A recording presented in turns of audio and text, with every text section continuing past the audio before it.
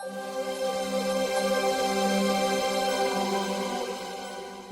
सितारों की दुनिया में स्वागत है आपका। आइए बात करते हैं मंत्र, यंत्र और तंत्र के बारे में।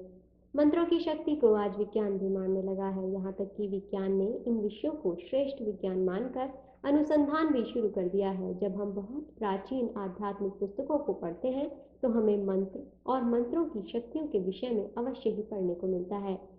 एक जगह और एक बार लिखी हुई बात पर हम संदेह या विश्वास भी कर सकते हैं, किंतु हर पुस्तक में और कई-कई बार यदि एक ही बात पढ़ने को मिले तो यह मानना ही पड़ेगा कि उसमें कोई तो सच्चाई अवश्य होगी। यहाँ हम किसी एक धर्म की बात नहीं कर रहे हैं, ये बात सभी धर्मों पर समान रूप से लागू होती है।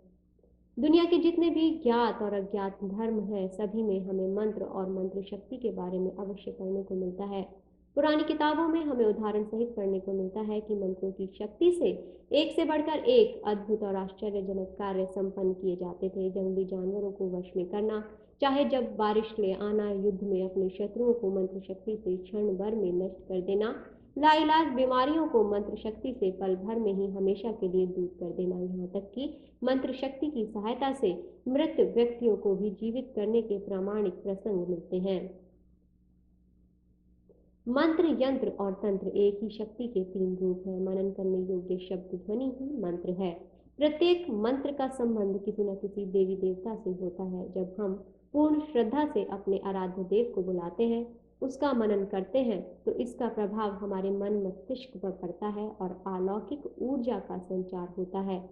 इससे हमें आत्मिक शांति और संतुष्टि मिलती है तथा हम नए शुभ कार्यों के लिए प्रेरित होते हैं। मंत्र शक्ति से मनुष्य का अंतःकरण स्थिर और सबल हो जाता है, जिससे हमारी कार्य शक्ति भी बढ़ती है। ध्यान रखने वाला तथ्य यह है कि मंत्र देवता का शब्द रूप होता है। जिस प्रकार नाम से बुलाने पर व्यक्ति तुरंत आता है, ठीक उसी तरह जिस भी देवता को हम मंत्र से याद करते हैं, वो अपने भक्त की बात सुनने और उसकी इच्छा पूर्ति के लिए जरूर अग्रसर होता है। इसलिए मंत्र जब पूजा का अभिन्न अंग माना गया है। ब्रह्मा द्वारा जहाँ ओम की रचना से मंत्र का आरंभ हुआ, वहीं विष्णु ने यंत्रों की रूपरेखा निर्मित की। मंत्र का चित्रात्मक रूप यंत्र है। ऐसे प्रतीक चिन्ह जो किसी देवी देवता के रूप हो, यंत्र कहलाते हैं। यंत्रों का सामान्य से दिखने वाला रेखा चित्र अपने अंदर असीम शक्ति लिए होता है। यंत्रों का केंद्र बिंदु सूर्य है और इसके मूल है शक्ति।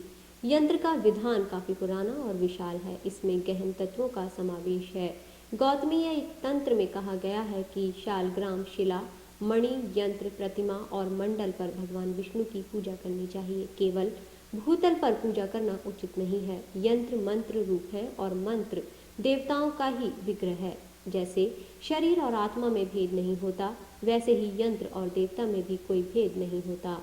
यहाँ तक कि ये भी कहा गया है कि यंत्र की पूजा के बिना देवता प्रसन्न नहीं होते। यंत्र देवताओं का आवास गृह है।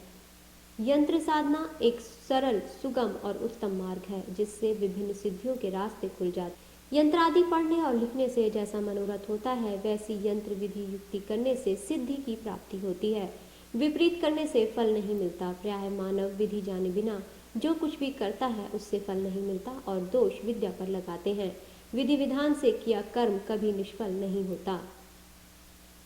तंत्र का जन्म भगवान शिव ने किया। एक बार भोलेनाथ देवी पार्वती को मंत्र और यंत्र के बारे में बता रहे थे। तब पार्वती जी ने कहा कि प्रभु, आप इनसे भी सरल कोई साधना प्रणाली प्रचलित करें, जिससे सभी मानव लाभ पाएं। तब शिव जी ने तंत्र के मूलभूत आधार, सिद्धांत और प्रयोग परिणाम विवाचित कर दिए। इन्हीं के आधार पर मनीषियों ने तंत्र ग्रंथों की रचना की। मृगेंद्र तंत्र में तंत्र विकास तथा विभाग का उल्लेख मिलता है।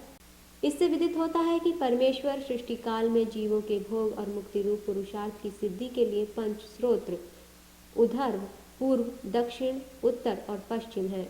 कामिक आगम बताते हैं कि शिव के पंचमुख हैं। शिव के ही प्रत्येक मुख से 5 स्रोतों का निर्गम हुआ। इनमें पहला लौकिक, दूसरा वैदिक, तीसरा आध्यात्मिक, चौथा अतिमार्ग और 5वां मंत्रात्मक है। पूर्व मुख से उत्पन्न तंत्र सभी प्रकार के विघ्नों को हरने वाला गारुण तंत्र है। उत्तर मुख से उद्भूत तंत्र सबके वशीकरण के लिए है। पश्चिम मुख से उत्पन्न तंत्र भूत ग्रह निवारक भूत तंत्र है तथा दक्षिण मुख से उत्पन्न भैरव तंत्र शत्रुओं पर विजय दिलाता है। तंत्र शब्द की व्याख्या दो प्रकार से की गई है। पहला, ये ज्ञान का विकास है। दूसरा, ये ज्ञान का ऐसा मार्ग दिखाने वाली शिक्षा है जो हमें पापों से मुक्ति दिलाने और मोक्ष में सहायक होती है। तंत्र है प्रकृति और भगवान को पूजादि के द्वारा अनुकूल बनाना। मंत्र, यंत्र और तंत्र की साधना और पूर्ण विश्वास से हम जिंदगी के संघर्षों को अपने अथक परिश्रम, सत्कर्मों और विश्वास से दूर कर सकते हैं। सितारों की दुनिया में फिलहाल इतना ही। ग्रहों से जुड़ी हुई अन्य अमूल्य जानकारी के लिए आप हमें संपर्क भी कर सकते हैं। तो फिलहाल आरती को दीजिए इजाजत। नमस्कार। दुःखुट दुःखुट धिन्दिनि तत्त्वनि धीरमृदङ्गनि नादुरते